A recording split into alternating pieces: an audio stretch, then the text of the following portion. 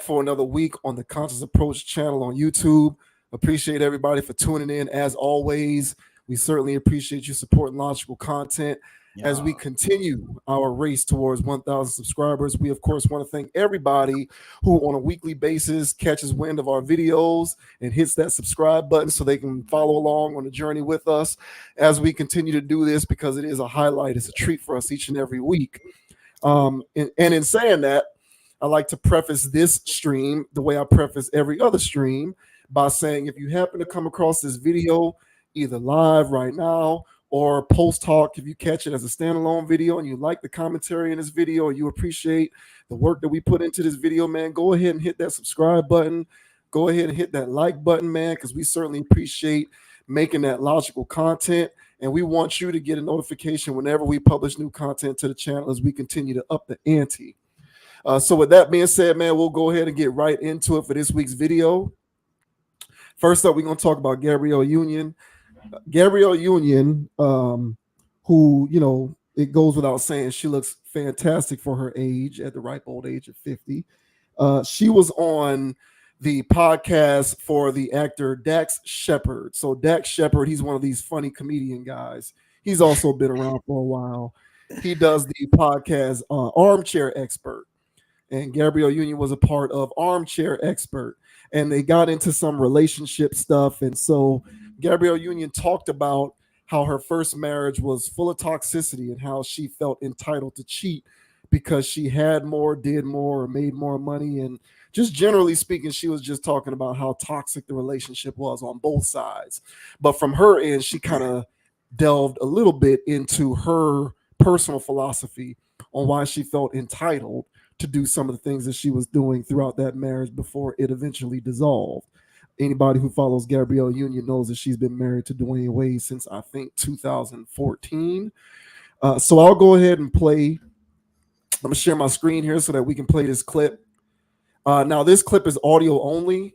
It is audio only, which is probably for the best because, you know, we don't want to get hit with no copyright infringement from Armchair Expert. We're just, you know, little fish trying to swim around in this big podcast pond. We don't need to get hit with any sort of stuff like that. The hell? So, you know, yeah, this is an audio only clip. We won't play the whole thing, but we will play the part that is of interest to us as we talk about this particular piece.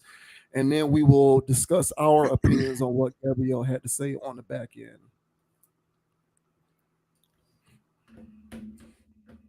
You were always married during all this stuff. I was always married, but that first go round, you know, Okay. I definitely was not getting Wife of the Year awards. Okay, good. I had some focus issues. Sure. You know, Listen.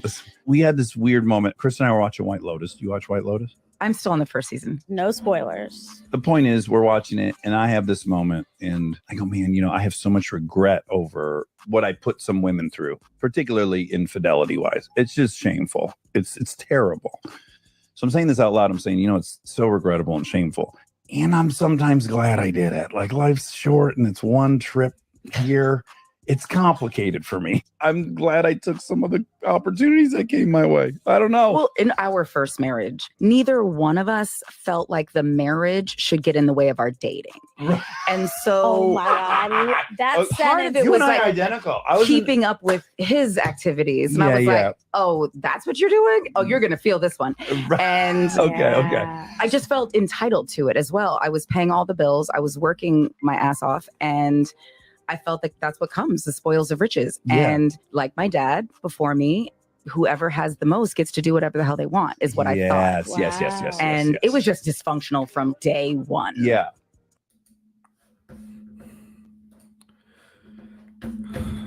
Wow. All right, so there you have it. She said neither one of them felt as though the marriage should get in the way of their dating. And she also talked about how she was working her ass off and paying the bills. And so her father instilled in her, or maybe she just kind of gleaned this through osmosis from her father, that whoever is doing more or making the most or contributing the most is entitled to certain things. And I guess cheating is one of those things that you're entitled to when that is the case. So this struck me as modern woman philosophy. I'm willing to guess that it struck you in the same way. But Gabby has been on the scene. She even wrote a book talking about her sexual prowess. Like she wrote some book a long time ago. It's like her memoir or her own novel or something like that. I forget the name of her book, but she gets a lot into like her her sexual appetite and her relationship history and just her life in general. So this is not new territory for her to speak on. And of course, her personal life is oftentimes in the limelight through her marriage with Dwayne Wade because of their alternative measures when it comes to how they choose to raise their family, which is their prerogative, is their business. But the point is, this is not uncharted waters for Gabrielle Union. So what did you make of what she had to say about her toxic first marriage and the fact that she felt entitled to cheat because she made the most and paid the bills? I think what she observed from her father of him making the money and doing his thing, and I think that was it's a big component to how I think a lot of women feel when it comes to dealing with a man that makes significant amount of money or more money than them, or they're stay at home. Basically, they're depending on the man. So if they're in a state of depending on a man, they feel as though that the men wouldn't run the situation well, in the sense that since he feels like he's paying all the bills, then he really feels like he owns her. So this is where we get these women trying to make money for themselves, have stash bank accounts. Even if she's dealing with the guy, she's still going to be in a position of, I got a secret bank account where I'm keeping money to myself because nobody's going to treat me like I'm literally a slave. So they've built this defense mechanism as a culture of women to empower themselves financially, which we're calling masculine. The ways they go about it is masculine. This is a masculine economy. So in order for them to be successful, they have to adopt masculine traits. And so for Gabrielle going to basically the league and being in Hollywood, so she's got access to all kinds of men that make all kinds of money. And if she's in a position where she's making so much money that a man can't tell her what to do, then she's going to cheat. And by leaving this guy, she's basically calling him a dusty. I cheated on him because he was lame and dusty. That's basically translation for that. And yeah, I can cheat on him because he ain't financially dominating me. So so she gets with Wade. Wade has NBA contracts. I don't know how much money she pulls in from Hollywood, but he's still a very high level guy. And for him to make the kind of money that he makes, he's not somebody to financially embarrass, I would say, for lack of better words. So she can't really, just laugh, ha ha ha, I make more money than you, so whatever, even though she runs that situation too. So initial thoughts here.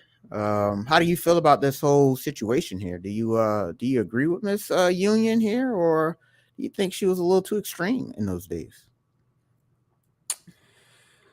I just think that it's unfortunately right in line with the way relationships work now.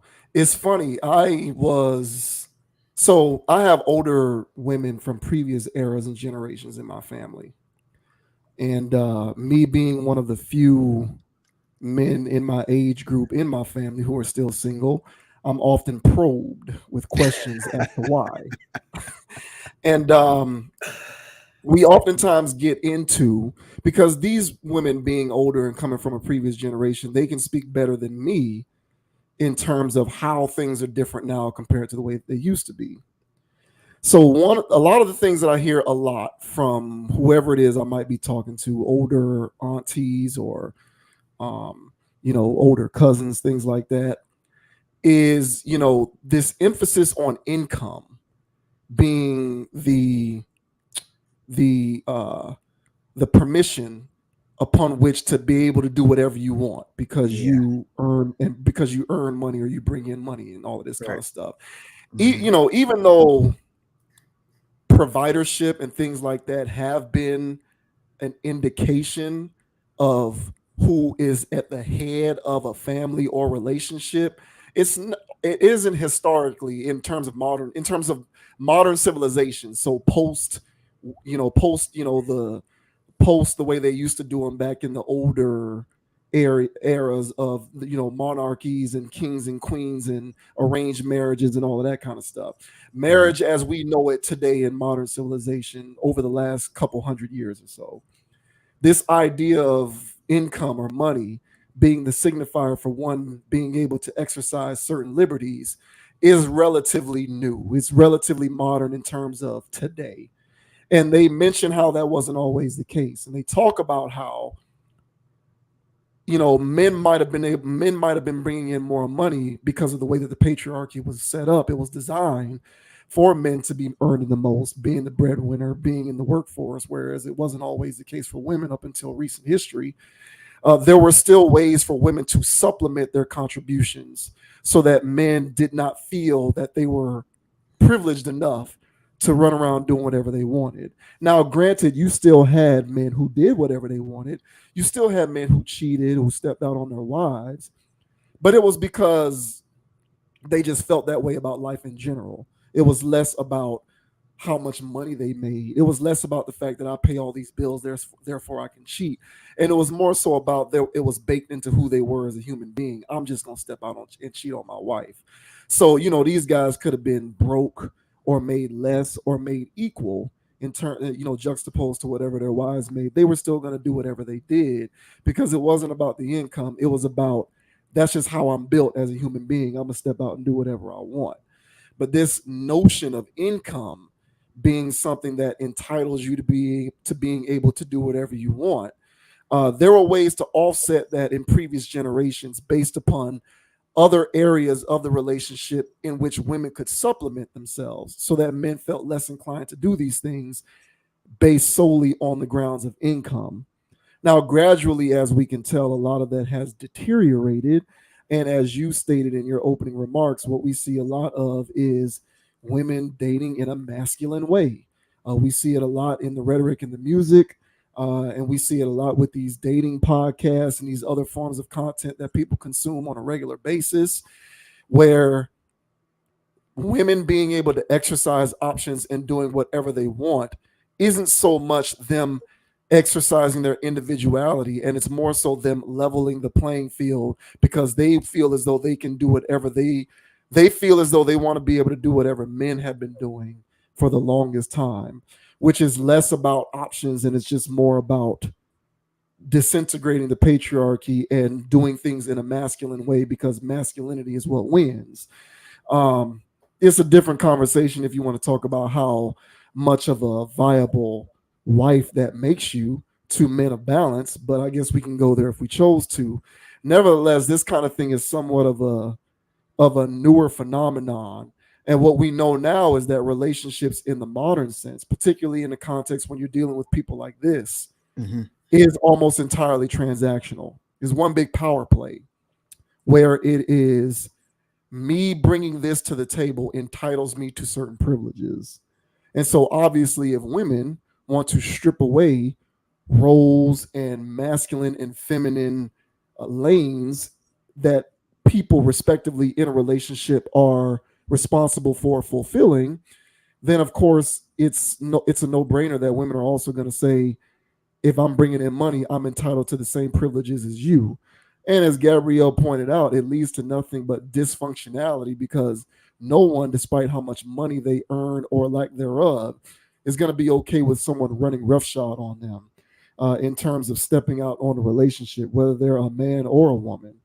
But when you're dealing with business transactions, which is what modern relationships have devolved into, there's no way for a man to supplement his woman making more than him in any other areas of the relationship.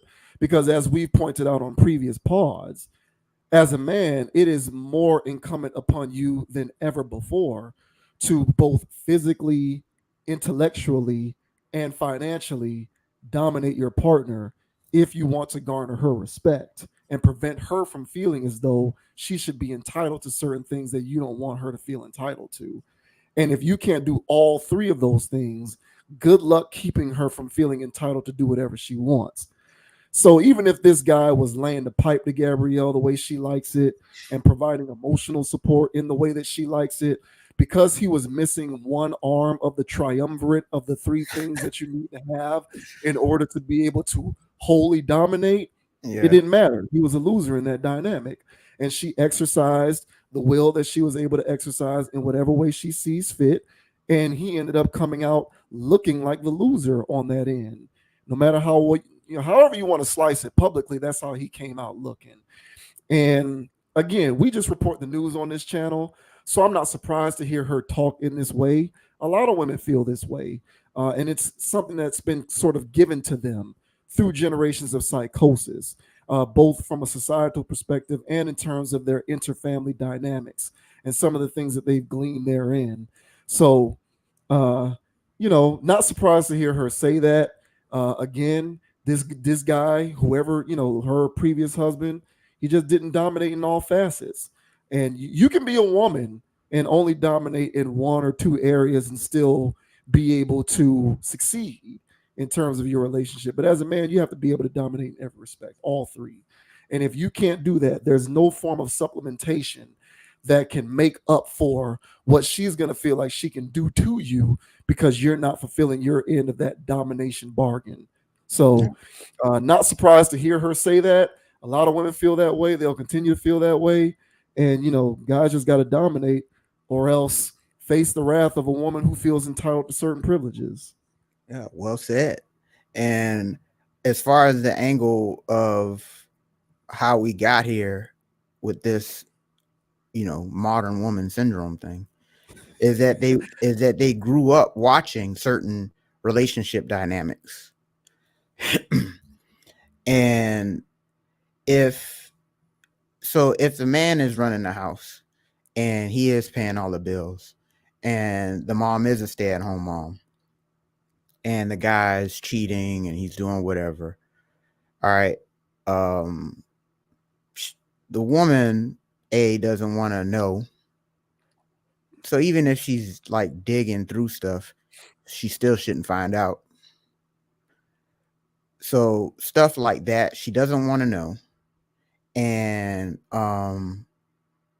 if you're running the household like a kingdom, all right, and there's certain levels of power within that kingdom, the king and the queen, all right, of course you should dominate the house. This is your house, you're paying for and all that other stuff. But when the attitude of I paid for that, so I control it, but then the woman starts looking around and, well, everything is yours. Mm-hmm. So there's this level of, hey, what about me? What do I get to call my own kind of thing? And so them growing up seeing those dynamics where the power structure from the male's perspective or, from the male side may not have been handled correctly. The guy may have been, running a tyrannical form of leadership in the household. Yeah. And so them seeing those levels of dynamics, they're going, hey, I'm not going to be in that position. Why? Because she was broke. And I ain't trying to be broke. I ain't trying to be broke or in no position to financially get out of a situation because somebody feels like they own me because they make more money. And so there does have to be good forms of leadership, coming from the male side. And whenever you are running your organization, well, how are you running it? Are you tyrannical? Are you walking into the break room while everybody's chilling and stuff? And, hey, I run this place. I pay y'all checks. I'm the reason y'all eat at night, 15-minute break over. And it's like, damn, bro, like, what's up? I make the rules here. Got a problem? Right. You could just go. Yeah. And then you can just go. What's the alternative? You're gonna find another job. You know, how my bills are gonna get paid up until that. Like, you know, what am I? I'll stay. And then the guy makes sure she doesn't leave. They've seen these things too. You know, leave her circumstance. Mm-hmm. So with them seeing these things in previous generations, the newer ones are like, yeah, I'm not going to be in that boat like that woman was. So I want to be an entrepreneur, you know, on top of other things. Mm-hmm. I want to be an entrepreneur. I want to, because consumerism is feeding into a lot of this crap too. You know, people just want to consume. And then the boom of the 90s where there was, I mean, if you look at those 90s infomercials, the amount of waste, I mean, there's still waste going on now. But back then when consumerism was really on the rise, people wanted to just buy. And you need what? Money to buy. So if these women want to have a air quote decent lifestyle, they're going to have a guy who's making all this money. Well, if you want me to stay home and be all of this stuff you want me to be, then I'm going to need you to pull in X amount of dollars in this consumerist life we're all living in. So there needs to be levels of humility on both sides. So guys got to humble themselves in the sense of, yeah, man, you can run your leadership, but how are you running your organization? Because everybody who's running an organization isn't running a Fortune 500 company. And there's organizations that run things and they go into the ground. That's why one of the main complaints that women keep talking about is leadership. And they're looking for somebody to lead and leadership. But if the public school system was doing a great job of making sure that men don't be men, so they don't know how to lead, that's one step. Then once you start getting into all these levels of mind control on television and video games and all this other stuff that's telling men not to be men. So then when they're of leadership age, they don't even know how to lead, which is extremely unattractive to a woman. So once they're actually in a position of leadership, then what's going to end up happening is he don't know how to lead. He never did it before. So now he's just shooting off the hip. And now he's being a dictator instead of a situation where you're still running the show, but you're not, you know, running some, you know, crisis. Yeah. Right. So there does need to be balance from the men's perspective. You know, a lot of men right now is hollering that, hey, you know, where the good women at or whatever. And the important thing is that guys need to know how to lead, and they need to be the leaders of their own lives. And what's attractive to women is the fact that it looks like you're leading your life. I want to be a part of that. Then that's when you can share, you can do all this stuff, because there's so many women, because they're at this point, he's a leader. He can, divvy this up. He'll figure it out. And they just want a part of the lifestyle. So that's why we have so many average women acting like men, because they're in a pool of men who aren't being men, to be quite frank about it. So guys got to step it up. Women got to step it up too. But for the guys, they got to step it up, and they know what they need to be doing. And if they're doing those things, then rock on, bro. You must be balling in your own kind of way in your own personal life. You don't need 6 figures to be balling. But if there's something that you know you need to get up on, you got to get up on that, and have a more balanced way of doing things. So to tie all of this stuff into the Gabrielle Union stuff, she grew up in a situation where she saw a bad leader. And then so when she grew up, she decided to be masculine to defend herself. And then when she got with bruh here, you know, she was displaying her masculine energy. And hell, even when she's with Wade, she done turned Wade out. You know, she got Wade doing all kinds of weird stuff. You know, so this woman here, from how she was raised, how she was cultivated, speaks to her relationship dynamics currently. So, but yeah, man, I think there needs to be humility on both sides. Yes, money is important. I mean, how are you going to eat and, you know, shelter yourself? But people put too much faith in it and put too much power. And in turn, They have ego trips when they start making more than the next person. And now they think that they're better than the next person just because they out earn them. And that's a problem on both sides of the spectrum. So Yeah, I hear you. I think the missing ingredient is just manhood. If I can sum it up in a nice little bow.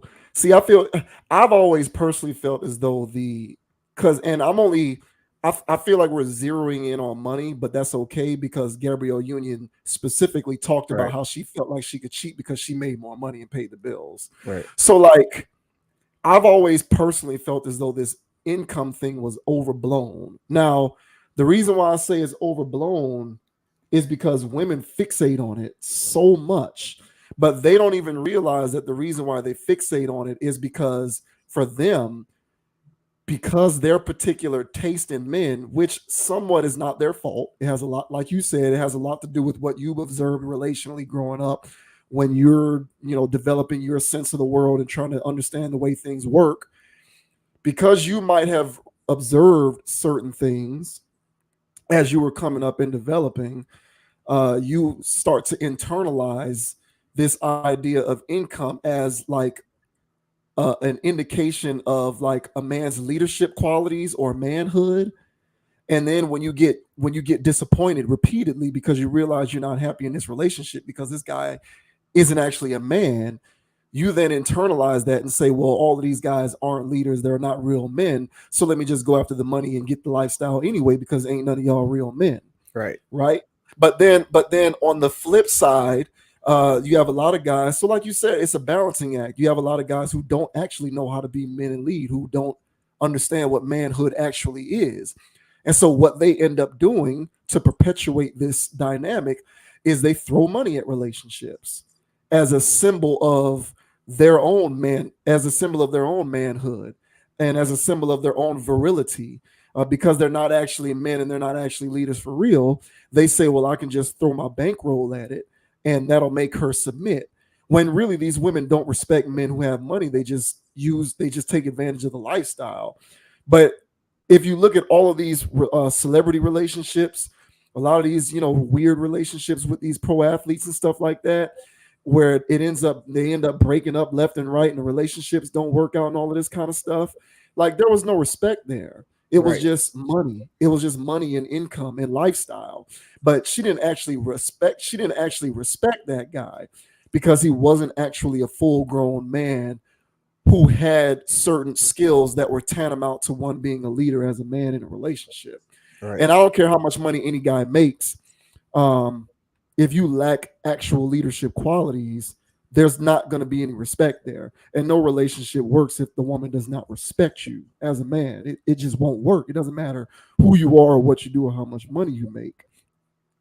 So, like, Gabrielle Union has been looking at guys who throw money at relationships probably all her life. And she's internalized that kind of stuff. She's now walking around saying, all you're good for in terms of your relationship is how much you can contribute monetarily. So it's something that perpetuates upon itself. And like, if I can sum it up, it's just all about manhood, bro. And if there's one thing that a man can do to supplement things like your woman making less than you, it's actually being a real man who has certain leadership qualities that are just baked into the bread of who you are as an individual, as a human being.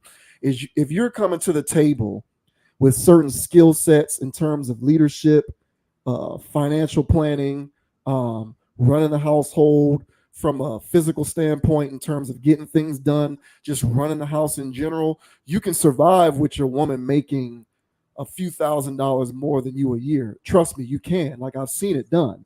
This is why I said that I feel like this income thing is largely overblown, and we use money as a way to reconcile the truth, which is a lack of leadership and a lack of manhood qualities on the part of men in general.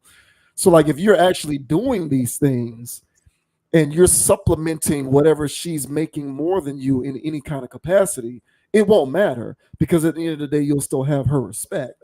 But if you're unable to bring those things to the table, then she's going to feel entitled to do certain things based upon the fact that she makes what she makes and brings in what she brings in. And there's nothing that you're going to do to stop her from feeling that way, because of what she's been sort of trained to believe in terms of the way relationships are supposed to work along the lines of money, pretty much since she was a child. So I agree that, Gabrielle probably internalized a lot of this stuff growing up. And so it's just it's buried under layers of psychosis. And this is the case for a lot of women who mistakenly conflate income with leadership qualities and manhood. And when they realize that's not the case, they then generalize all men beneath this umbrella and pretty much determine that all men are like this. And if Right. as a man you can't bring the money to the table, then you must inherently not be good enough for me to stay faithful. Right. So this is pretty much what it boils down to. I still think that the both of us respectively are on to something when we talk about the importance of men dominating in all three of those areas. But domination from a financial standpoint can mean you run the money, not necessarily that you bring in the most money. But if you lack actual tangible leadership skills, you'll probably not have the skills or the wherewithal to do those things. So it's a no-brainer that your woman is going to feel like she can step out on you because she makes more money. Well, and also just the emphasis of Western people in general about money and power, and that even though it's fiat and it only has the value that we give to it, it's still people. These concepts, people are aware of either consciously or subconsciously, but in either event, they still treat it they hold it on this pedestal. And man, you'll be hard pressed to find a woman nowadays that's out earning the guy and she's content with this.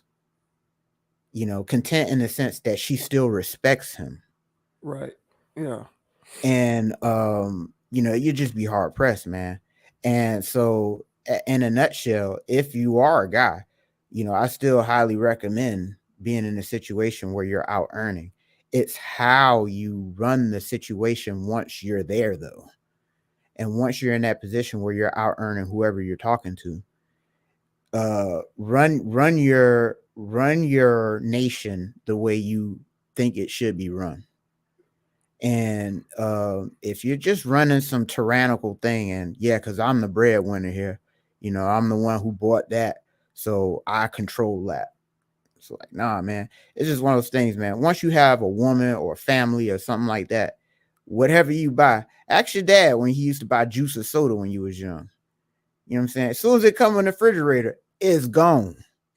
So whenever you buy something as a man that's the leader of the person, you already know that it's getting chopped in half kind of thing, at least off rip. Fellas, she's going to have a side bank account because she loves you, but she still don't trust you. You're going to have to deal with these things. These are the ramifications and the trickle down from consumerism reaching its apex right now. So you're going to have all of these dynamics in play. The question is, who are you dealing with? So knowing your personnel. So if you're running an organization, you have to know your personnel, what makes them tick, what's their motivations. And if you know what makes them tick and you know that their motivations is not what fits your culture, then you got to deal away with that immediately. And you can't have that in your break room because they're going to be corrupting the other employees and things is going to get crazy. So they got to buy into your program, buy into your leadership formats, And here's a quick tip, guys. Some guys may already know this, but I had to learn this, over the years. Even when a woman asks you a question, she's expecting an answer. If you don't know, you don't tell her you don't know. For example, stuff like, now, if it's like, what's the distance from here to the moon? I don't know. Let me Google it. That's cool. I'm talking about what you want to eat for dinner tonight.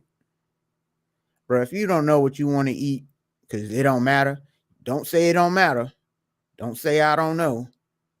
Just come up with something and just give her an answer. Women love direction because, well, you're the leader. And if you're being the guy that, is close enough to her for you to be sleeping with all the time, then she's looking to follow your lead. That's why they ask you these these soft underhand questions. What do you want to eat now? Or I'm hungry. You tell her what to do. And so it's concepts like that where respect is lost in these little shit testy little situations that's going on. So yeah, man, overall, there is no rites of passage for males growing up. I mean, you got sports and that's it, man. So men don't know what it is to be a man. And then with all of these new liberal agendas being pushed on college campuses, hell, when I was in elementary and middle school, we was getting some of these rhetoric and talking points that tells men that their natural and innate things that make them drive is toxic. So there's a whole bunch of things at play here that's playing out with the marriage rates, the single rates, the involuntarily celibate rates. Like all of these things are coming to a boil. And week over week, we talk about certain things, but here's another component that we can add to what's driving this phenomenon that we're all witnessing right now. So yeah, it's crazy. It's interesting. I would just, it's difficult because you can't really tell people, like, it's when something is in your mind and when something is just sort of embedded in your brain, you can't just apply logic and people are going to be like, oh yeah, that sounds different. Let me live my life differently. So I'm not going to sit up here and be like, trying to tell women, you stop always going after the guys who make the most money, because that doesn't necessarily make them the best men, because they've sort of been trained to believe that that's a signifier of manhood and masculinity and maturity and leadership. But I will say that, don't perpetuate your own insanity. Like, insanity is doing the same thing over and over again, but expecting a different result.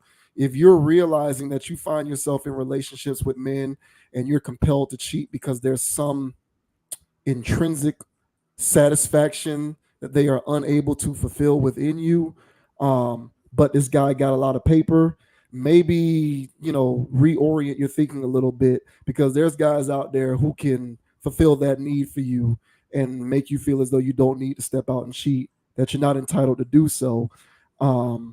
And it isn't necessarily contingent completely upon money, but on certain skills that they have, that they bring to the table, that a lot of other men don't possess.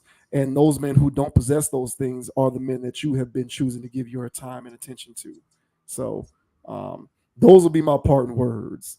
I don't know, Gabrielle Union, that's a lesson that she didn't learn because she went and married Dwayne Wade. That's a subject for another video.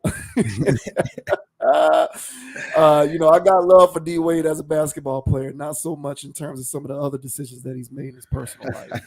And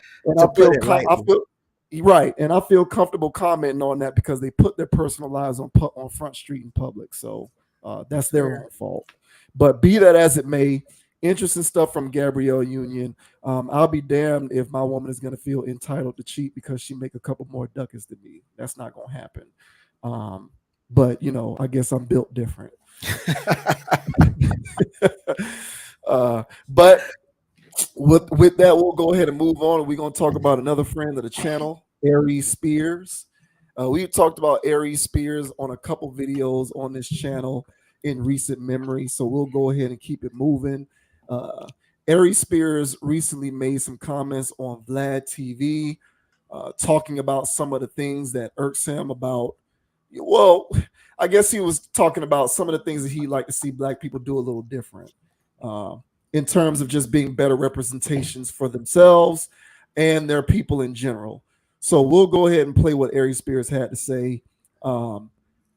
This is from TMZ, so hopefully this falls under the category of free use, even though, Vlad TV is a pretty big YouTube channel. Hopefully we don't get hit with no copyright.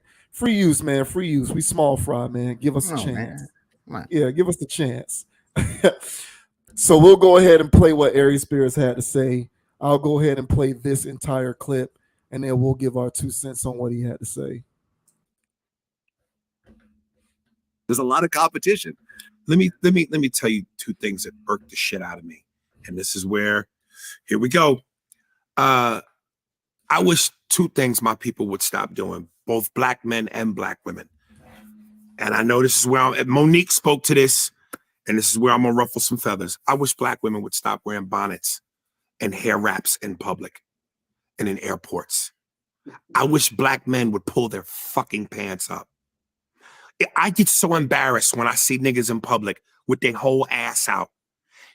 And I know black people who say, well, why you care what white people think? What a fucking dumb thing to say. It's not about being validated by white folks. You're a grown man. Why do you have your ass in the air?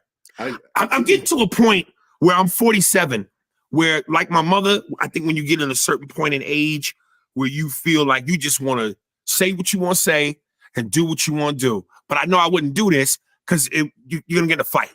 But I would love to just grab niggas' pants and pull them up. Go, nigga, pull your goddamn pants up. Well, do you know where that started, actually? Like in jail. Yeah, it's some jail shit. And most black men don't even know that. Right. It's basically a sign. This says my ass is takeable. I'm fuckable. Exactly. Most black men don't even know that. Right. But even if it wasn't the jail factor, pull your fucking pants up. You look ridiculous. Yeah. I mean, listen, I've sagged my pants. Like, you know, I'm underwear slightly over my pants even to this day, but I've never had my entire ass. I'm talking about the top of the jeans, the cheek, underneath the cheeks. Underneath the cheek. Yeah. I've never done that in life. I've always thought that was dumb. You know, and them the same ones that'll come to the show and go, my city. You in my city. Them niggas don't own a passport. Because if you owned a passport and you could travel the world, then that means there's something about you that's renowned. There's something about that comes with a mindset and a maturity, traveling the world. Yeah, I mean, you know who does that? Soulja Boy. What, the pants? The pants hanging. With the How old is he? He got me in his 30s at this point. Matter of fact, he lives near where I live, and we were both in Wells Fargo, and he's at the teller window, ass completely out. Yeah. And I'm watching this white woman look at that, and she's baffled, shaking her head. She looks at me, and I look right back at her and go, it's embarrassing. Yeah. Soulja Boy is one of these culprits. He's one of the ass hanging out type dudes. As you said, you actually saw him out in public. It looks just like ridiculous. When I see a black woman with a bonnet on, I want to snatch it and go, cut that fucking shit off your head. Do your fucking hair or wear a hat. Well, you did a post where I don't know if this is true or not. Oh, wait, Vlad, I'm telling you, the comments on the bonnet. Oh, yeah. This is where the black women are going to come at me hard. Hey, here's what it is. Spears. Yeah. So, now he is right about that. He is right that the black women are going to come from him on that bonnet comment. He's not wrong about that. He ain't wrong about that. He gonna have a first comment. Yeah, he ain't wrong about that. But you know, and you know, Aries Spears is no patron saint, right? So he's been embroiled in his own form of controversy in recent memory.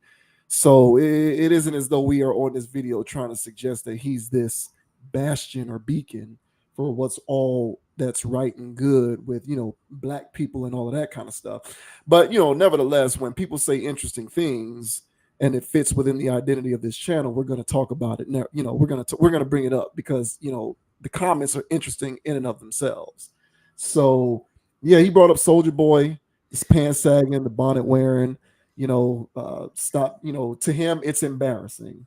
Now, you know, you can take it wherever way you want. I'm pretty sure you can get deep into the psychology behind it for sure. But, you know, Aries Spears went there. He seems to be, you know, he doesn't seem to care about saying things that's going to piss off people. So he's done it again in this instance. Yeah, I would say that, you know, the pants sagging dynamic, you know, I did it, guilty as charged. All right. Did it for a while. And here was my reasoning. All right. So Well, I saw it on TV is what I saw it on. And I saw it on TV, and then the kids in school were doing it. So here's the dynamic. Well, it wasn't all the kids in school doing it. It was, the majority, though. It was a lot more than not. And when that was going on, I had a choice to make, to not sag and be a dork, or sag and be cool. So I checked box 2, and I said, well, you're not going to make fun of me because my pants are too high. I remember when my parents used to take me to, go shopping for clothes, just enough for 5 days. But I still go there, and we're in the dressing room, and I'm not sagging, because I know not to sag in the store, when I'm trying stuff on, but I'm going to still put it at, where I think my waist at, And they both, my mom and dad, whenever I'm in the dressing room with them, they're bringing my pants. Wait, it should be right above your belly button. That's where your waist at. And it's like, bro, that's not where your waist at, man. Get out of here, old timer. Times have changed, man. Yeah, this is what I'm thinking. So then I go to school, and of course I start sagging in school. Teachers didn't like it. Nobody liked it. They couldn't understand what these young people are doing. Like, why are you guys doing that? I've heard that it came from prison culture and that it was from stuff like this. Was that elementary school? I don't think so. I think I was like later, probably like in my high school years. That's when I first heard that. But I still rebuked it. My internal logic was, okay, so that's what they do in jail. But, if it's gay, a gay man designed these clothes. There's gay musicians that I listen to their music. There's gay people who play sports. So my logic was, if things are gay and gay people do it, ain't nothing about it. So I didn't care. That was my logic then. And as I got older, college professor, ran the same thing over, but he had a different angle from it. And he was basically saying that there's a spirit behind doing that, period. And the spirit behind doing that is availability of your butthole, period. Yeah. And he's saying that if you're a man doing that, then you're not being masculine. You're not in a place where your masculinity is in a firm spot. So at that point, I was like, I still did it afterwards because I still had my own circular logic. And it wasn't until I got a job where you bet not walk in there sagging.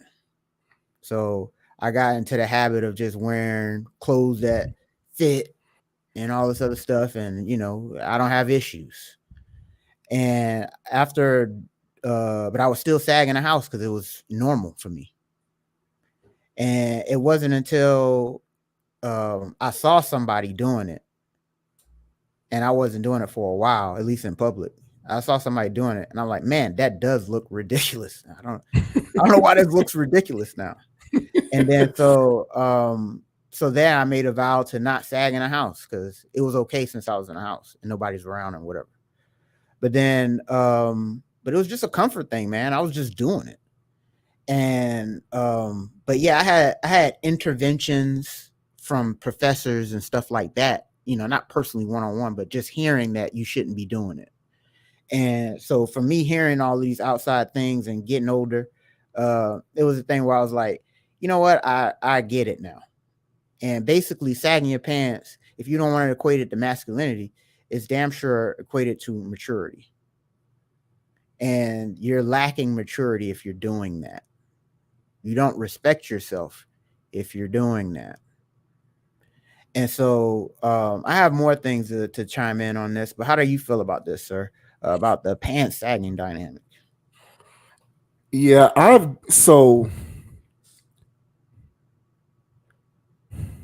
I've given up with trying to, how do I say this? I've given up with caring whether people understand how right or wrong something is. And I've more so relegated myself to being someone who just says it how it is. And if you're receptive to the message, cool. And if you're not, cool. It is what it is. We can all be themselves. We can all be ourselves out here. I don't really care anymore about getting into the weeds of raveling people's deeply embedded psychosis in such a way for them to be able to understand how some of the things that they've been doing has been wrong. I bring that up because, it's interesting. The whole pants sagging thing to me, I honestly equate it to using the N word. I kind of put them on the same level somewhat because I feel as though both of them have origins in subjugation and negativity that in modern day terms people have sort of flipped and reinvented to somehow be some kind of positive thing. So obviously, the N word was what it was historically, and now I've been hearing this since I was damn near 5-6 years old. The phrase "term of endearment." I don't think I've heard the 3 words "term of endearment" used more in any context than when we're talking about the usage of the N word. And the whole thing with the pants sagging thing started off as a negative trope with the whole prison culture, and eventually got adopted in regular mainstream society with mostly young black males doing it. And if I have eliminated, for the most part, the use of the N-word from my everyday vernacular as an adult, then I have to apply the same standard to the pants thing. So the way I look at the pants thing is, if that's something that you get into as a young person because you know no better and peer pressure is all around you, and you don't have the ability to think for yourself, because in a lot of ways you're still developing your own sense of who you are, I can somewhat give it a pass. I don't agree with it, but if I'm gonna say that young people using the N-word is what it is, but you need to grow out of it eventually, then I have to apply the same standard to the pants sagging. So comes a certain point where if you're still doing this as an adult, there's something wrong there. There is definitely something wrong there. That's not something that you should be capitulating to as a fully grown adult who is supposedly in position to think for himself. Which leads me to my greater point that there are far too many black adults who do not think for themselves. And they believe that they must adhere to certain behavioral norms because they believe that that's what it means to be black. And so for that, I would just say that if you want to go about your life as an adult, continuing to wear your pants that way or continuing to use the N-word, I don't give a damn whether we're talking about the hard ER or the A on the end of the word. I don't care which version of the word you choose to use. You shouldn't be using it anymore. I'll die, and I've grown into that as I've gotten older.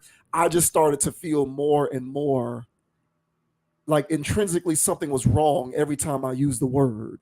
And pretty much as an adult, it's at the point now where it will still slip out every now and then, but only when I'm listening to the music and I just utter the word because it's a part of the song. So I'll still do that. But in terms of my everyday speech, I pretty much all but eliminated the use of it because I just don't understand or see how it's a term of endearment when it's a term of endearment based upon completely conditional standards. So these people can't use it, but these people can. But the people who sell the word as a product allow everybody to use it. There's no disclaimer on who can and cannot use it. So there's all kind of confusion going on out here in the streets. I'm uncomfortable with the confusion. I don't like it. So I choose to recuse myself from the environment as a whole and just not use the word period because people aren't responsible enough. And when it comes to the pants sagging thing, we are not responsible enough as black people to continue to capitulate to that kind of behavior, but still try to somehow defend it on some kind of moral ground. To me, it doesn't make sense. It's a counterintuitive notion. And so I relent at the end of the day, and I say that if you want to do that, that has to be something that you do because you lack the ability to think for yourself as your own self-actualized human being.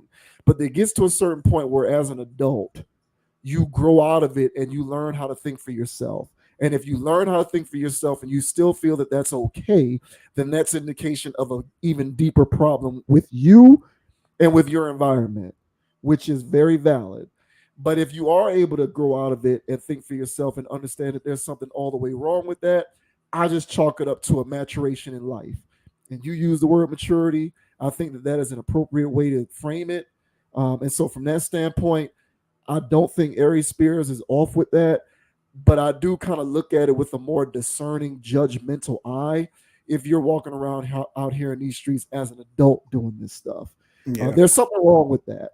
And those are certain things that we can address. But when we're talking about kids, young people, even though I don't agree with it, and I wish it would just go away entirely, there's way too much mind control. There's way too much outside influences. There's way too much social media. There's way too much music. There's way too much drug, jail, TV shows and streaming shows that are just inundating people with these messages to have them think that this is something that's acceptable behavior. And it takes an individual who is strong-willed enough to think for themselves to be able to say, I can glean this, but I don't have to actually copy the behavior. And I think that that comes along with time and maturity. So that's pretty much how I looked at it. Yeah, there's a dude out there. His name's OG Percy. So after you guys finish watching this video, go watch an OG Percy video, just talking about prison life. All right. And he brought up on more than one occasion of how, young guys will come in there sagging their pants, thinking that it's gangster in prison. And then he mentioned that the more hardened guys that are in there, all right, they enjoy that. They enjoy that. And little do those guys know they're going to get a visit very soon to see what they're about. And when he was explaining that, now again, I've heard it, but I've already was done with it. But by the time I heard this, I was like, well, goddamn, this is a thing. And to be fair, when I sag, I felt like my sags were respectable. Here you go. Here you go. I didn't sag so you can see my underwear. All right. This is my disclaimers. I'm going there. All right. You didn't see my underwear. All right. And when I was adult sagging, it was kind of like how Vlad said, it's like a little tug. It's where you want your waistline at, but it's a little tug, downward. But it's not like that to me is not sagging. Because like me, for example, I got a high waist and I got one of those, I don't want to disclose too much info here, but I got a high waist and I got one of those V cuts, so my waist kind of goes inward. So it just, by default, when I put pants on, there's a possibility that you're gonna see a little bit of my underwear above the fold. Oh yeah. So that to me is not sagging. Your pants are still secure. Correct. Yeah, but there's the distinction. Yeah. Right. There were times where I would go out, and this is when pants were way too large anyway. Yeah. But I'm literally holding my pants. Like I have one hand dedicated for holding my pants up, because if I let them go, they'll fall down. Yeah. It's ridiculous concepts. I'm literally walking out the house naked. And so it's a goofy, it was very goofy. But when I was a young person, I was fighting for survival socially. So, and coming up in Miami, man, kids are rude everywhere. But I really felt like the way, some of those jabs and cuts was coming in, man, is different than other locations. There's other tough places too, but Miami's rough. So hey man, it made you stronger. Oh yeah, absolutely. It made you stronger. And so, as a person who's trying to make sure that I'm not getting railroaded, every day in school. I started adopting all these things. And so pants sagging was one of them. And another aspect of it was, the clean cut guys got girls too. Pretty boys got girls. But the attention was going towards the bad boys. It was going towards the guys that were, a little rough around the edges. And how can you not be rough around the edges if you're not sagging your pants? This is the logic, the irony. But then it got to the point to where, because I was still doing my, slight sag, but it got to the point where, I'm in convenience stores and whole asses are out.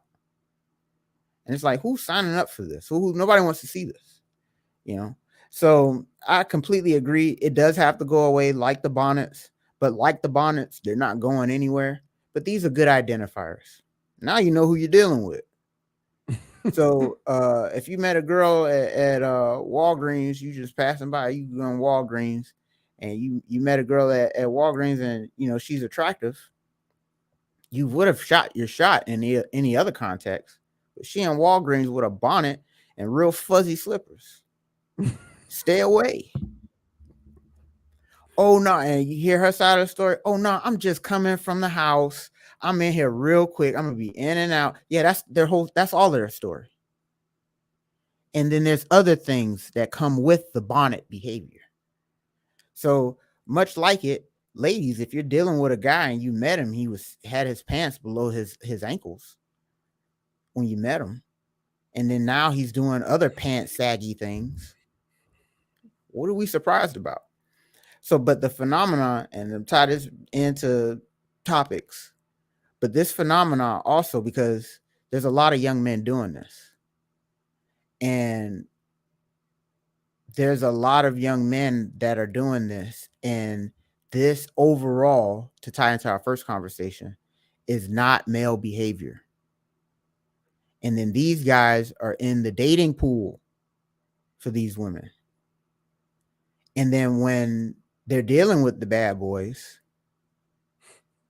they're dealing with guys that aren't balanced in their masculinity. So they're doing all this weird emotional stuff. And the cycle continues. It's a thing where if we really want circumstances to change, stop using them words, keep our pants up, just be respectful to yourself. And in order to see these things happen, we need a combined effort from those who are willing to listen. It's not going to be the masses. Forget about that. But I'm pretty sure there's some people on the fringes where they grapple with some of these concepts. And it's like, yeah, man, you don't have to go down that road. It's useless, literally. Trust me, I've been down there. And to see younger people, I really thought younger people were watching and learning from us. They're just really just watching and learning how to do it worse. Yeah.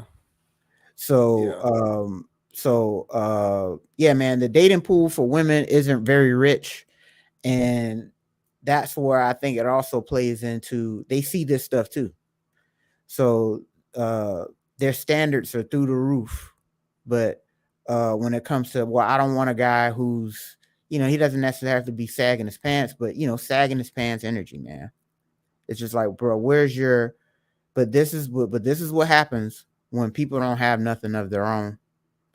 They don't have anything to be proud of, but they're blocked. And that's why he was saying, this is my city, but they've never traveled. Not that traveling means anything.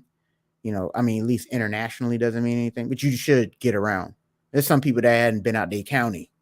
Right. Yeah. So you got to move around. You got to see things different because there's bigger things than your block. But yeah, man, these problems are going on.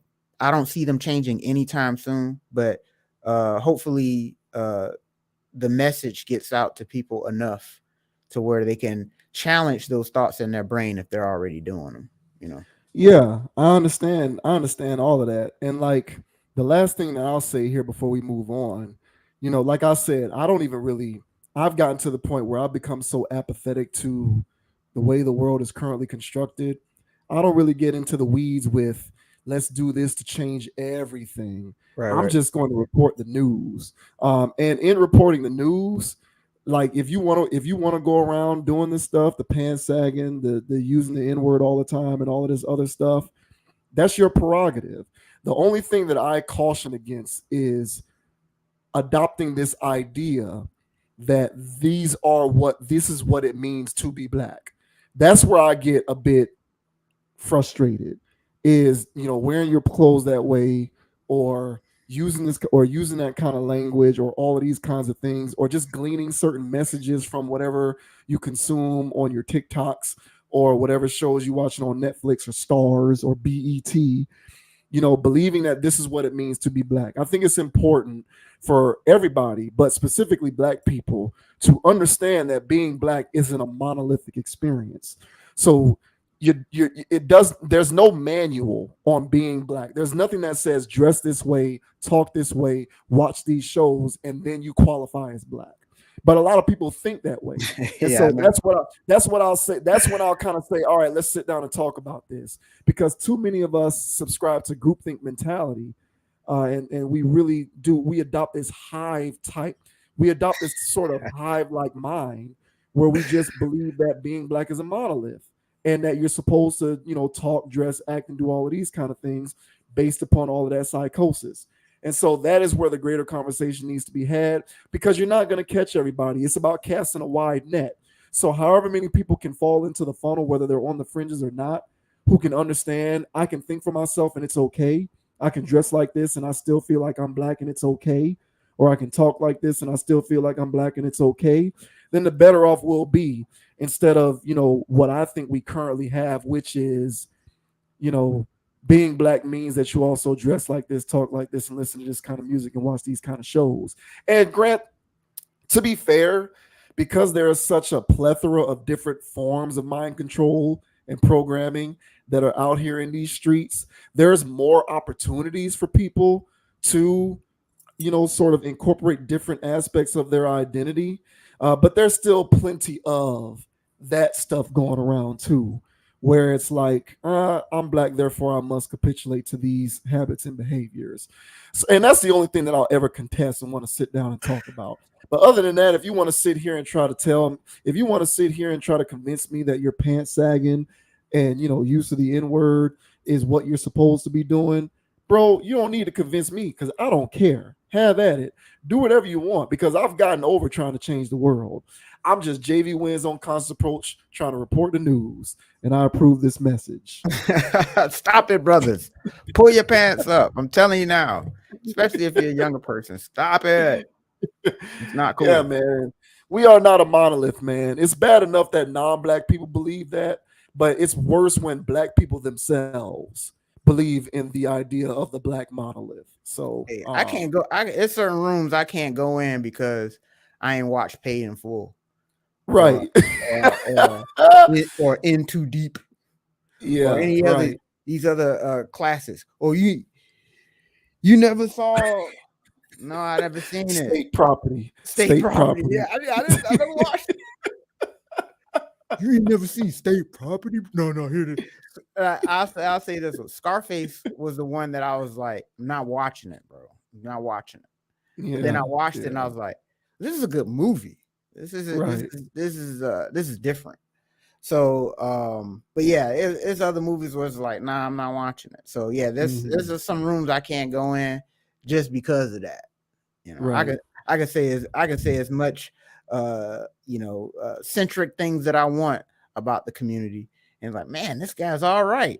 As soon as they start going down some of these lists of movies, they'll revoke my card. Same people. It's like, sure. Bro, we just had a whole hour-long conversation about how we need to build a community. Yeah, but you never saw Paid in Full. Yeah. I don't know if I can trust you, bro. Yeah. All of that falls into the same bucket. It all does. And it is what it is, man. It's all good. It's content for the channel. So appreciate it, Aries, and appreciate it, Vlad. Y'all pull them damn pants up, man. And Soulja. Whatever with everything else, man. Yeah. Pull them things up. Pull them up. All right. So now for our toxic topic of the day. Right. This is absolutely disgusting. Okay. So Before we get into this, let me just say real quick, go ahead and subscribe to the channel, man. Hit that like button if you appreciate the commentary on this video. If you appreciate the commentary on our channel, man, go ahead and subscribe to the channel, man, so you can get that notification when all new content is published to the channel, because we certainly appreciate you supporting logical content. Now, with that out of the way, modern woman syndrome, that's what you call it. The sickness, the disease. Yeah. It's a sickness. So here's another example of modern woman syndrome rearing its ugly head. This woman here, she's a stripper. Shocker.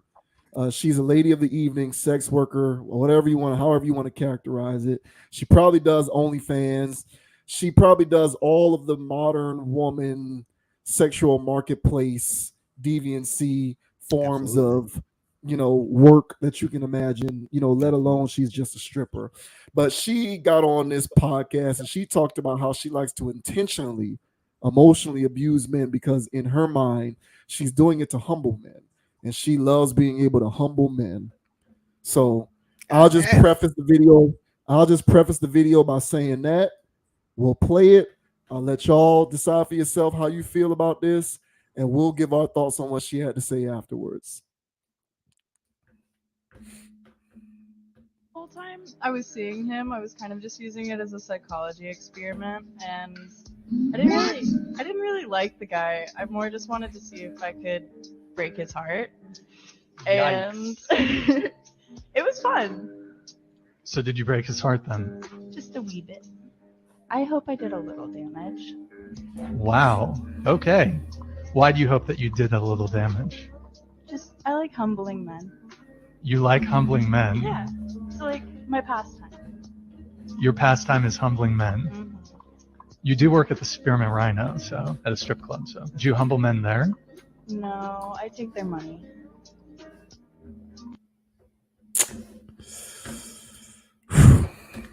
That's the perfect stripper right there. So when there's the metrics of how the mentality. If I had a strip club, I want her on my staff. So that's what I'm saying is, when you think of stripper, you think of broken. Yeah, you think of broken, needing therapy, decent enough body, pretty enough face, but you need the burning desire to manipulate a man. And so I'm not surprised she's a stripper. And therefore, I'm not surprised that in her personal life, she looks to manipulate and destroy men. And because honestly, if you're stripping and you have dignity and self-respect, you're not going to have it if you've been doing it for a long time anyway. And you're damn sure going to lose respect for men. But something tells me that she already didn't respect men before she became a stripper. And for her to say it with such glee and animation really speaks to how sick this woman is. And it didn't even have to, just the mere fact that as a person, you get joy out of destroying somebody. Well, you need help. So, yeah, this woman's on the far end of the spectrum of the modern woman syndrome, because now, even though others do it on purpose, this seems really malicious. If you wanted to run a social experiment for your own entertainment, and then wishing on the back end that there was still a little bit more pain. So very twisted stuff here. But how do you feel about this one, bro? You feel like she's taking a little too far here, or you feel like it's a cold world, man. It's a cold world. It's a cold world, bro. It's this kind of stuff that makes me nervous for, well, hell, I can't even just, I mentioned my nephew on this channel before. I have a 12-year-old nephew. It's this kind of stuff that makes me afraid for him. But at this point, I can't even include just him. I have to include myself in that because as yet, I'm still a single person who desires not to be at some point. And you really need to have your identifying goggles on so that you can know how to spot these things coming a mile away. Thankfully, we've talked enough about this both on and off camera that we know the checklist and we know how to identify certain red flags and walk away when we've identified said red flags. Gotta walk away. Yeah, and the unfortunate thing is, I'm assuming that she has the body that makes for a viable stripper. And in making that assumption, there's just far too many men, unfortunately, who would be unwilling to walk away if faced with the opportunity to get with this chick because of how she looks. Even though she is as damaged and toxic and in need of therapy as you can possibly be. And the ironic thing about it, the funniest thing about this to me, and this is what I find so mind-boggling, is this type of mentality amongst a lot, not all, but a decent amount of women today has become so pervasive that they can think this way, but still maintain this duality in their mind that they're a decent human being, that they're a good person. So you can get her on another podcast and ask her if she's girlfriend or wife material, and she'll swear up and down that she is. But in her mind, she really believes that. In her mind, in all likelihood, she believes that she would make for a good girl, a good partner, a good wife, a good mother, a good caretaker of a home. No. But see, that's the thing about it. When you are an individual, and this is when we need, and you have a psychology background and you have an actual education background in psychology. I'm just somebody who kind of knows about this stuff from knowing you and then from my own offhanded research. But when you dissect sociopathic behavior, one of the primary tenets of a sociopath is an individual who does not care about the life or the livelihood of another individual. So if you're willing to take advantage of another person and you don't care about how much you hurt or damage them, those are sociopathic tendencies. So the thing about women like this who openly admitted to, on purpose, emotionally abuse. She opened up her comments in that clip by saying she didn't really like the guy. She just wanted to break his heart. And the way that she rationalizes wanting to break his heart is she believes that she was put on this earth probably to humble men. So in your mind, humbling a man is tantamount to emotionally wrecking him. Those two things don't compute. Yet for you, you're humbling somebody by emotionally abusing them. Those are sociopathic tendencies. And what we have is a large population of women, again, not all, but there's a large population of women who have been so damaged because of their own poor choices in men and their own poor life choices, their own poor relationship choices, that they now extrapolate their poor choices onto an entire population of people. And they say, I am now going to humble these people by abusing them because they've all, even though it ain't all, it's only the men you've been dealing with. In their minds, they say, you all have done this to me. So that gives me permission to do it all back to you. And you, at that point, are a walking sociopath, and you do need therapy and help. Unfortunately, because she's an attractive female, she gets away with it because there are far too many weak-minded men who, despite these red flags, will still put up with it because they just are slaves to vagina. And I've said that often on other videos, and I'll say it here again because it's true. So many of these guys walking around out here are slaves to poon.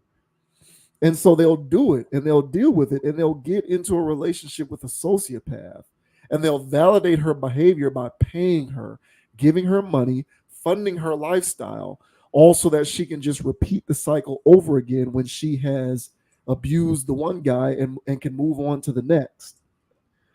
It's scary. It's wild. It's wild stuff. But I think at the root of this for me is how often women like this get away with this. because their behavior is rewarded via the men that they choose to deal with, because those men choose to deal with them willfully. And so they can get away with doing it because they never have to be held accountable for their behavior because of how they look, because so many guys are slaves to vagina. And so obviously, if you get away with something enough times, you're going to believe that you can just operate out in regular society doing it as much as you want, because you'll never be held to account for it. So you can be a sociopath walking around out here doing whatever you want, abusing however many men you choose, and you'll never be held accountable for it, because guys will just continue to take you up on your offer in whatever form that offer is. So, guys need to learn how to not be slaves to vagina. And I feel like I've said that often, but I'll keep saying it because it's true and I don't give a damn, because y'all need to hear this. It's not about trying to convince these women not to be sociopaths. They're going to be sociopaths. That's not the point. The point is stay away from the sociopaths. And sociopaths can come wrapped in a pretty little bow, okay, as Jeffrey Dahmer and Ted Bundy. One thing that they said about Ted Bundy was he was such a good-looking, charismatic guy, but he was a damn serial killer. Yeah. Now these women might not actually be serial killers per se, but they are serial killers of a man's mind. And they're serial killers of a man's self-respect. So you guys need to learn how to spot red flags in these unbelievably toxic, damaged women, and learn how to be strong enough to go your own way. Because as I said on this channel before, and as you said on this channel before, there are far too many balanced, non-toxic, respectful women who look just as good as her, who are walking around out here who won't abuse you. Go for those women and leave the strippers alone. Yeah, well said, dude. And like I said, man, this is a stripper. So most likely whoever was dealing with this, he was a simp anyway.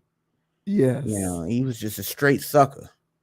I highly doubt that he didn't know about her profession. He probably met her there. Yeah. So that guy reaped what he sowed. But like I said, this is an extreme case. But just because this is an extreme case doesn't mean it doesn't happen on a lesser degree. And it's not so extreme. And then we're starting to get into the more average and common section. And they may not go intentionally with the intent to break someone's heart, but they damn sure didn't come with good intentions. And that happens with these dusty, crusty ladies, I'll say that have nasty attitudes. You ever seen a woman where she got such a nasty attitude, either older or younger, typically older? You can tell they live with cats or dogs. You can tell they don't have no husband the way they are. Oh, for sure. Yeah. And they're just mad at life. Mm-hmm. And I said, her vagina ain't no good. She mad at life because she got a bad vagina. And one thing that these angry women, all right, that are out here, they're just mad at, and your vagina is more than your vagina. To me, what I'm speaking about in this context, it's the ability to keep a man. And not because you put it on because he whipped. It's the fact that your vagina plus your attitude plus your willingness to, buy into the program, like that's what I'm getting at. And when you meet a woman where, the only thing she could throw at you is the cat, but she doesn't have, any other things that actually make the whole package make sense. She's just basically operating in her masculinity, throwing vagina at you as some bait tactic. Those are the most miserable type of women. And so, this guy, he clearly was in the wrong pond dealing with this one. But overall, steering clear, man. Like you said, not being afraid to cut stuff off from women who's disrespecting the program. And I had teachers or professors where you know, you can come in late as you want. 30 minutes in the class, 15 minutes in the class. Some people don't show up at all. Then I had the ones where they took attendance. And you bet not be more than 2 or 3 minutes late. Because not only will the class get started immediately, but you're going to be marked as tardy. And he's got a tardy system and you're going to lose points in class. You know, some people that I shared classes with would not go to the class where the teacher didn't care, but they showed up to the one where the professor cared. Yep. And they showed up on time because they understood there was a standard there. Whoever guy she was dealing with, this guy didn't have any standards, clearly. And the only way that she can maneuver and weasel her way into breaking his heart is that he let her get that close in the first place. And through manipulation and other things without having any boundaries. Yeah, well, not to cut you off, but women like this are also, they may be damaged and toxic, but women by nature are perceptive. So they can sniff a guy who they can get what they want out of a mile away. They can smell it on them. You know, it's like blood and shark infested water. They just smell it. They just smell the shit. They really do. And so she probably had a nose. She probably has a nose for the kind of guys who she can just invade and break their hearts to humble them. Yeah, she probably just has it. She can just sniff it, you know? Well, I mean, yeah, but you've seen a dude before and he's talking and you know, he's just struggling. And you can tell, like, man, this guy don't get no. This guy don't get that. And so when these guys are walking down the street or whatever, or however things happen nowadays, when they're peeping the dude out, they're peeping, yeah, what is this guy? Can I put the thing on him and he loses his mind? And that's the one thing, man. As men, we really got to devalue that thing. The box ain't all that, bro. It's fire. But we really got to devalue it. Because like you said, it shouldn't own you. Yeah, it shouldn't own you. That's it. You should not. And like you said, being slaves to vagina. If you're a slave to vagina, it's no different than sagging your pants or having bad leadership skills, to tie it into all three topics. There's a lack of self-respect there, where you don't respect yourself enough to say no. I ain't gonna lie. There's been times where I just refuse to hit in some situations. Some situations like, well, why are you here if you're not gonna have sex with her? And I was like, yeah, I know, but I thought about it. I don't want to have sex with her. And then one thing a woman is, you don't turn down sex once a woman said you can have sex with her, but she'll lose her mind. They're super offended. Because this is free. This is free. What you mean on want it? What's wrong with me? Hey, whoa, chill. Hey, you know, there's things wrong with you. But you know, and so when they just got their black card and they just think they can swipe. Oh, this is the guy I want. Let me swipe my black card, and then I got him now. And one thing that fellas we have to adopt as men as a whole is declines. That decline where your card get declined and then the cashier is too loud with all your personal information. It says it's insufficient funds, Mr. Dogon. You gotta tell the whole store. It gotta be one of those denials. And you're like, nah, I'm straight. I'm good off this. And if the only thing, especially if they're lacking femininity, man, if their only claim to fame is that box. So being able to develop the internal fortitude to say no, to where there's something for free on the table. Not everything's free is good, man. So so just consider that, fellas. I can clearly tell whatever sucker got looped in with this female, he wanted the cat. He was a sucker for the cat, and the only thing she had to do is just wave it in front of him, and then she was able to destroy him emotionally and maybe other ways. And so so having some self-respect and being a man and be respectable, therefore you get respect. But she clearly didn't respect this man. And a man she does respect is a man who tells her no and never talks to her. She respects those men. Well, that guy must know his worth, because I was gonna wreck his shit up. So keep that in mind, man. Don't be afraid to tell him no, man. And if it's been a drought, bruh, and there's some scraggling in trying to weasel her way in, cut her off. And get yourself up till you can get to the thing that you actually do want. So but yeah, man, wild stuff, man. They're gonna continue this stuff, and good thing that those ladies that were actually in this video were actually like, oh, I can't believe this woman just said that. You know, at least they weren't trying to normalize this type of behavior. But you hit the nail on the head. This is completely sociopathic. It is. And the thing is, so here's the thing, and I'm not going to take too much longer here. Mm-hmm. Women like this only get into situations with men whom they can pull this off on. So women like that, women like this only get with guys who are lacking in the appropriate amount of leadership qualities and masculinity that are necessary to not have this pulled on them.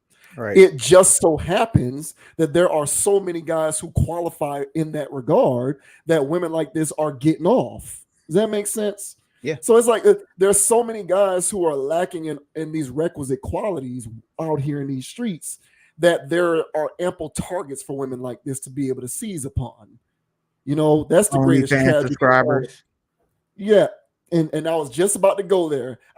Because when you said she probably meets all of her boyfriends, if you want to call it that, right? She probably meets all of her boyfriends on Instagram DMs, OnlyFans. Maybe it's a few of her subscribers who are rich enough that she talks to some of her OnlyFans subscribers, Instagram DMs, wherever else she might be popping off on, TikTok. That's where she meets most of the guys that she deals with.